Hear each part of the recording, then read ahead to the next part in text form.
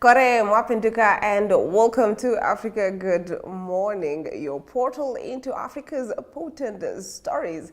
In today's episode, we begin in Zambia, where former Foreign Minister Joseph Malanji has been sentenced to 4 years in prison for corruption. Then we turn to Sudan, where journalists return to destroyed newsrooms amid the ongoing war.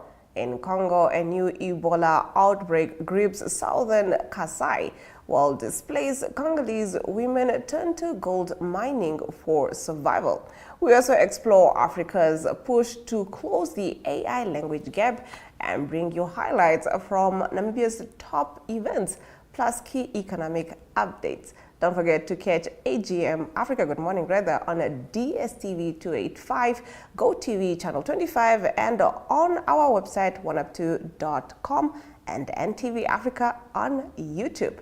Now, before we get into the top stories, don't forget that to celebrate its 35th anniversary, ShopRite is giving away $3,500 Namibian in ShopRite vouchers to 35 lucky winners. That's 7 winners every week for the whole month of September. You can join by simply scanning the QR code on the screen and following the instructions.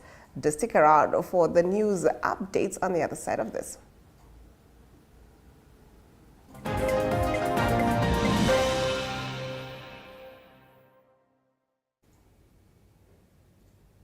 When the sun sets, the news begins.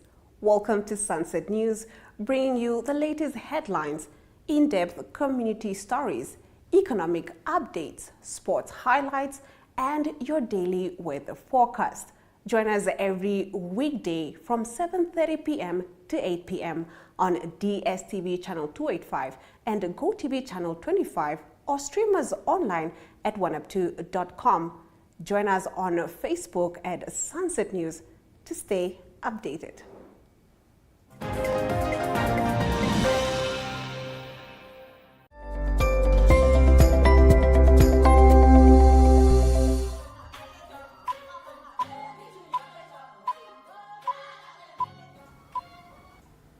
Getting into our top stories, Zambia's former foreign minister sentenced to 4 years for corruption.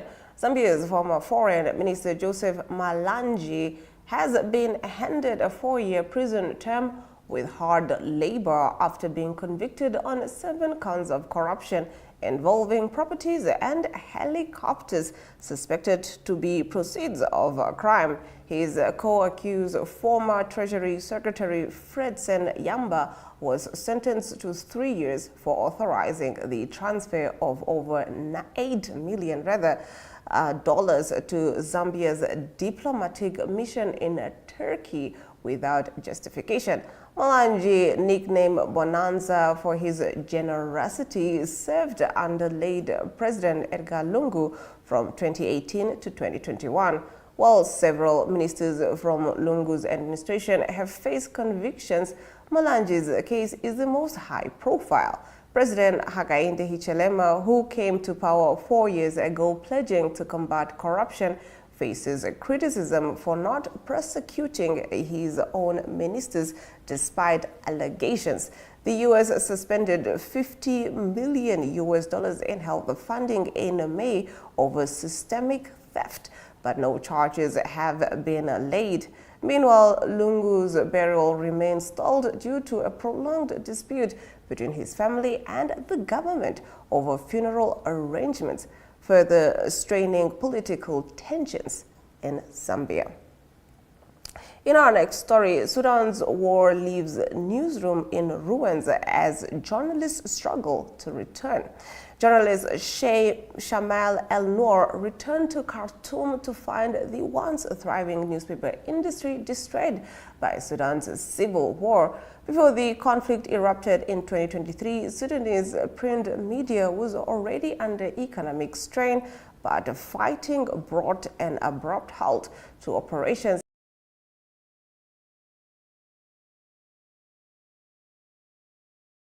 reports that 27 newspapers, 32 radio stations, and 8 TV stations shut down, with about 1,000 journalists losing their jobs and 31 killed since the war began.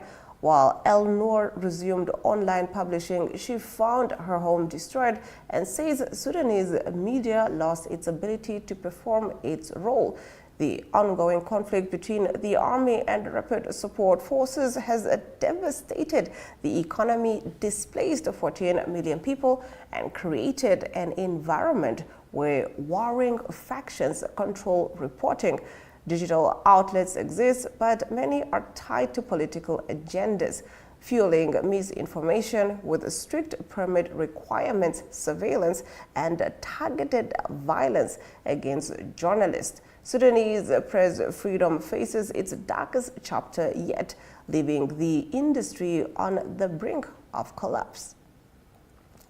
Congo declares new Ebola outbreak in southern Kasai. The Democratic Republic of Congo has confirmed a new Ebola outbreak in the southern Kasai region, reporting 28 suspected cases and 15 deaths. The first patient, a pregnant woman admitted in late August with bleeding symptoms, died within a week, followed by infections among hospital staff and laboratory workers who had contact with him. The National Institute of Public Health declared a heightened emergency after cases rose rapidly, with the symptoms including high fever, vomiting, and internal bleeding. Ebola, transmitted through direct contact with infected bodily fluids, has a mortality rate of nearly 50%. Caregivers and relatives remain at highest risk during treatment and burial processes. This marks Congo's 16th outbreak since 1976, underscoring the region's vulnerability to recurring epidemics. Provincial health officials confirmed the latest fatality count after tracking exposure among those involved in treatment and funerals. Authorities say the outbreak was officially identified when a 34-year-old woman tested positive in August, sparking urgent containment measures in the affected regions. Moving on, displaced Congolese women turn to gold mining after rebel attacks. After fleeing a deadly attack by Islamic State-linked rebels in eastern Congo, 49-year-old widow Muman Soki now works in Pangoyi gold mine to support her family. The attack by the Allied Democratic Forces ADF killed her daughter and sister, forcing Soki to escape with her son, grandson, and her sister's children. At the mine, she hauls 30-kilogram sacks of debris uphill daily for a few dollars, as women are barred from digging pits and relegated to carrying sand for processing.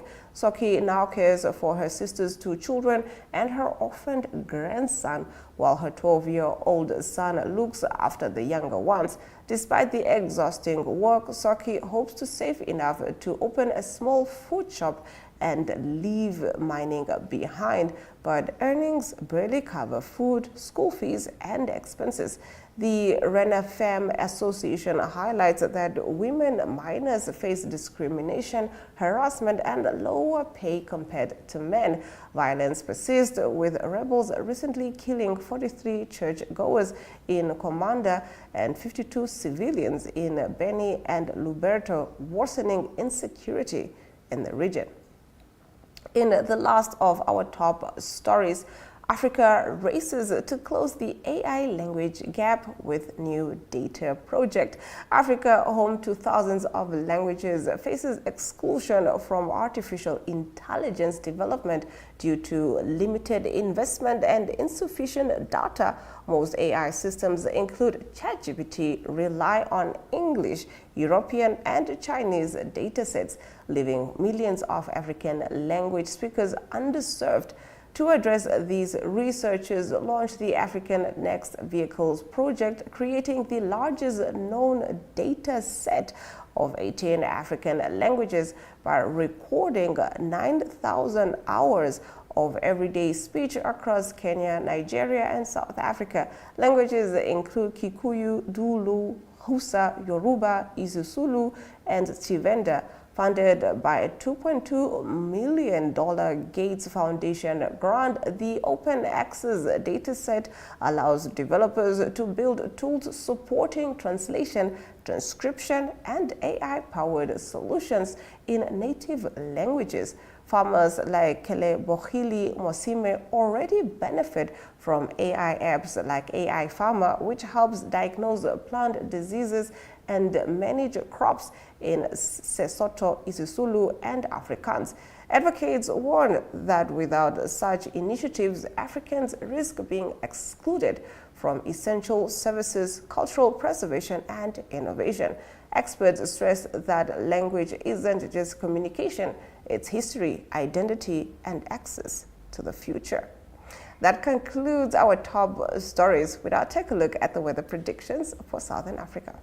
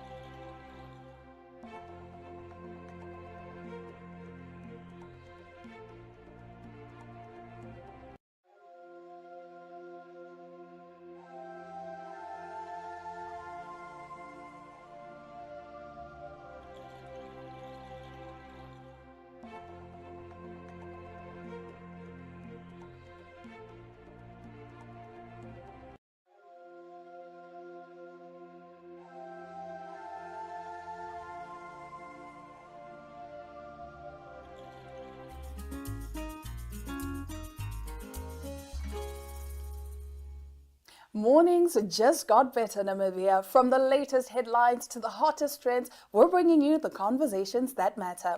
That's right. Bright minds, bold opinions, and a touch of morning magic. This is your daily dose of energy. So grab a cup and join in on the conversation every weekday morning at 8 o'clock with Smell the Coffee, hosted by Diana Master and Aina Raisa Quayo.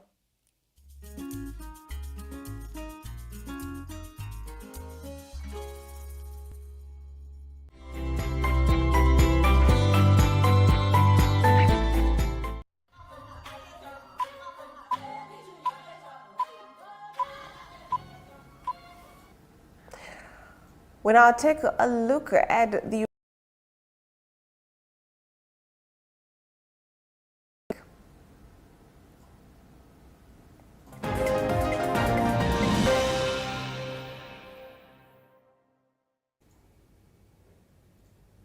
When the sun sets, the news begins. Welcome to Sunset News, bringing you the latest headlines, in-depth community stories, economic updates, sports highlights, and your daily weather forecast.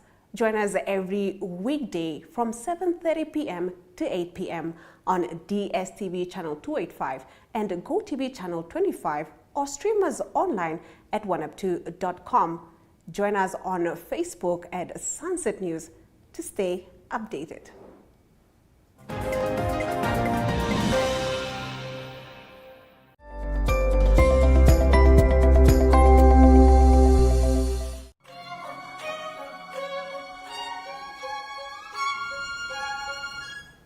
Diving into the current affairs in the land of the brave, starting us off, the Namibian Tourism Board hosted the first ever Meetings, Incentives, Conference and Exhibitions MICE training in Namibia, held at the MTC Dome in Swakopmund from the 1st of September to the 3rd of September, with the theme Understanding the MICE Landscape and Laying. This 3-day training covered global MICE trends, event beating, destination marketing, and sustainable strategies, culminating in practical workshops and action plans tailored to Namibia. Have a look. Today we come together not only to learn but to build. Firstly is a partnership, secondly is strategy that will carry Namibia forward as a competitive maize destination. This training marks a significant milestone for our country.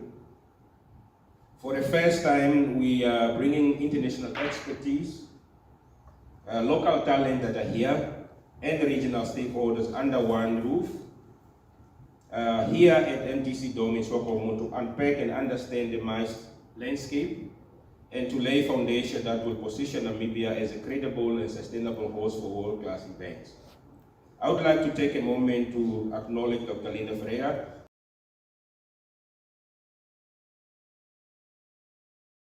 Dr. Ferreira has worked across more than 50 countries, advising government, international organizations, and Fortune 500 companies on event strategy, on destination positioning and legacy building. She is the CEO of LNI Communication Group and the senior partner at the Conference Link International Group.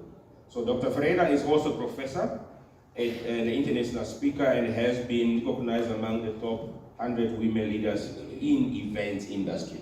So you're just not sitting with an ordinary person here. You are sitting with the top in the world. President Nandi Ndaitwah said her visit to the University of Namibia's Hongo campus on Monday was important to personally witness the agricultural work being carried out on the ground. She noted that such assessments are crucial in identifying areas that need improvement to ensure Namibia achieves food sustainability and the ability to feed its own people. The on-site visit is more to see with your own eyes as to what is really happening and to give you a picture. Specifically, we have decided to visit the areas where we are talking about food production. And that is because if one can look into ecosystem of the economic development, to enable you to respond to the needs of the people, you have to be very holistic. But everything ends on what is getting into somebody's stomach. If that can be jumped, I wonder whether we are going to succeed. And we would really want to see that every sector of our economy will see how can it fit into the sector of food production. It's not by chance that we have decided in our election manifesto to have agriculture as priority number one. It is informed by so many factors, both internal and external. I start with internal, which is also an element of external. We know that over the years, our economy and our fiscus was more depending on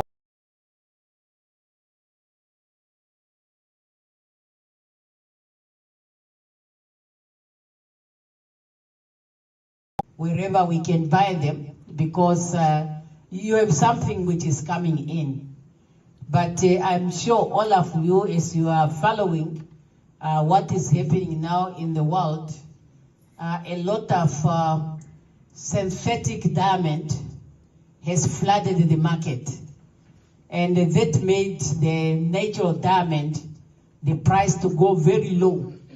I don't know to what level is going to be come next year, but this year it really affected our fiscus. I don't know the level next year. And we said to ourselves, if we cannot rely on feeding ourselves, and then now the milk or the cow we were milking seems to be getting dry. We know we can bring other cows in the kraal, like how we are talking about the oil and gas. But the problem is how long will it grow until you are able. That's why agriculture really became a lower hanging fruit in a way, because many of us, we have a level of expertise in that particular field.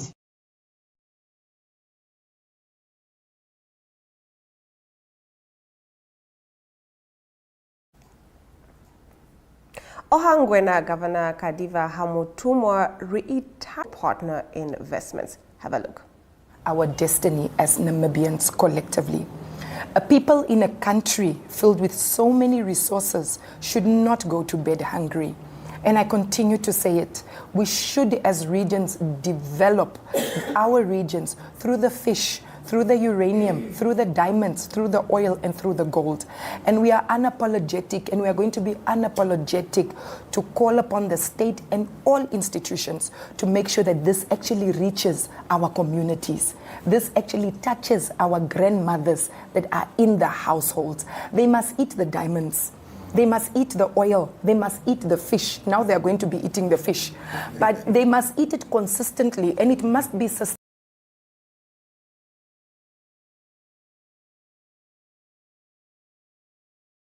We are poor. We cannot say we are poor while we are a country that is rich. I like to give the example of Botswana. Botswana has managed to develop their country through the diamonds because they are rich in diamonds. Every child in Botswana has free education. Every child in Botswana has free tertiary education. When you school with them at universities, they have free education. When they are done, they know where they are going. So unapologetically, we need to be the same. And it will come from us who are lawmakers, who are there to provide leadership, political leadership, but it will also come from you, who are then also, by extension, as vessel holders, resource. No child, ladies and gentlemen, should wake up and walk long kilometers to go to school and study or be in that school or in that classroom on an empty stomach. And Nanso has mentioned it quite well.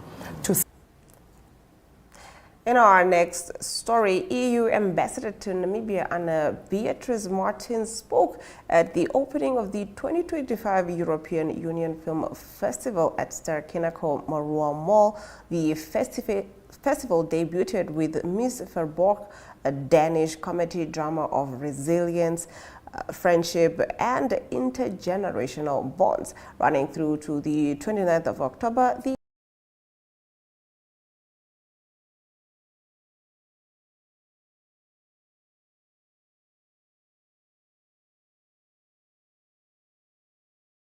had to say at the opening night. Supporting youth is central to EU-Namibia's cooperation. This is evident through our support to Kino Namibia, empowering young filmmakers from script to screen, cell phone video workshop, equipping youth with practical skills to tell their own stories. This film festival is part of the broader EU-Namibia partnership, highlighted by our recent partnership dialogue with the Minister of International Relations and Trade.